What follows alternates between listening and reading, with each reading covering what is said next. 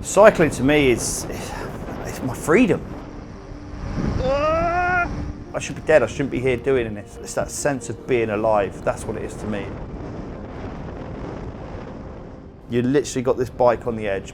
This is the best feeling in the world. So my name's Josh Bodgy. I'm the Invictus Games Community Liaison Executive at the Invictus Games Foundation.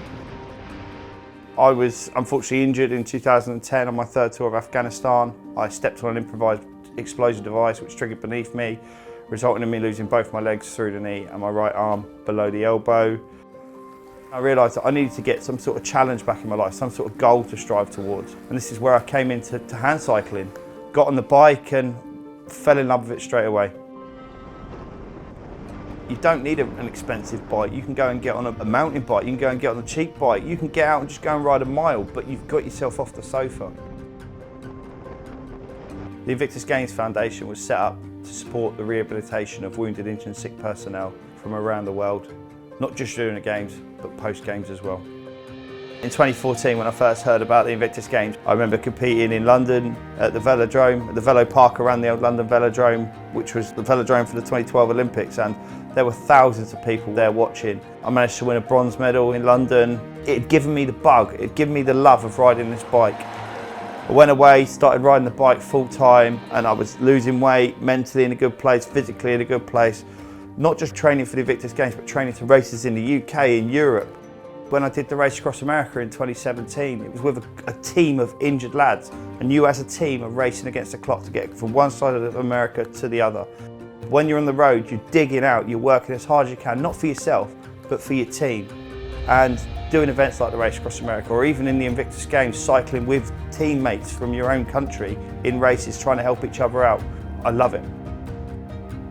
Cycling has not only just kept me physically fit, my core to be strong, so I can walk on my prosthetic legs, so I can push a wheelchair if I'm in a wheelchair, so I can chase my little girl around the house. Physically, I'm able to use prosthetics because I'm physically fit.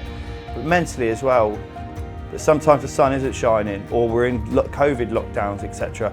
So virtually I use Zwift, which is a virtual online platform where I've met up with other guys from the Invictus Games Foundations on Sunday social rides that are run by members of the wounded, injured and sick community. There's also the Powered by Invictus Leagues, which are virtual online leagues. They're reset every quarter of the year, so different challenges are set every 3 months. Cycling's a great way of supporting the international community. Virtually, through the Tour de Invictus, through the Powered by Invictus League, you'll have guys from Italy competing against guys from America. The Colombians have come on board now. They're going to start competing against the rest of the world, the Nigerians, the Israelis. It's just that sense of community. We are all one community. We've all got those shared experiences of having worn a uniform and served our countries. I was in Mallorca in 2019 with friends and family. I remember coming through the tunnel at the top of the Pygmalion in Mallorca and started descending down to the sea. And in my head I'm thinking, 10-mile descent, it's taken me 4 hours to get up here, I'm going to enjoy this.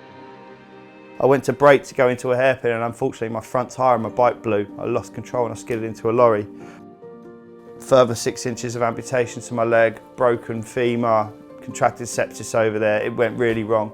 And this was just showing you that life's got these highs, but it's got these lows. But fortunately, I've been through that recovery process already.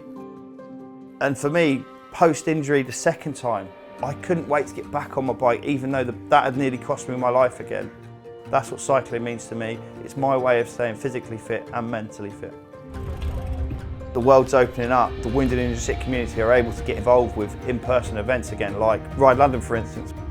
We had the 5-borough bike ride last year in New York City, where again members of the wounded, injured and sick community were cycling around New York, around Manhattan. The roads were closed. These in-person events are great. Virtual stuff's brilliant, in-person stuff's brilliant, riding your bike's brilliant. Cycling's a massive deal for the Invictus Games Foundation. The last Games, for example, the closing ceremony, the flag being taken down, folded and then exchanged with the guys from Düsseldorf, who then cycled off the stage and rode the flag all the way to Düsseldorf. It's been a massive part in the Games in the past and it's going to be a massive part in Düsseldorf. It's just great seeing the guys and girls of the wounded, injured and sick community taking part and hopefully getting out of it what I got out of cycling. And that's why I really enjoy the job I do, and that's why I want to keep on doing these sort of virtual challenges and hopefully some more in-person challenges in the future.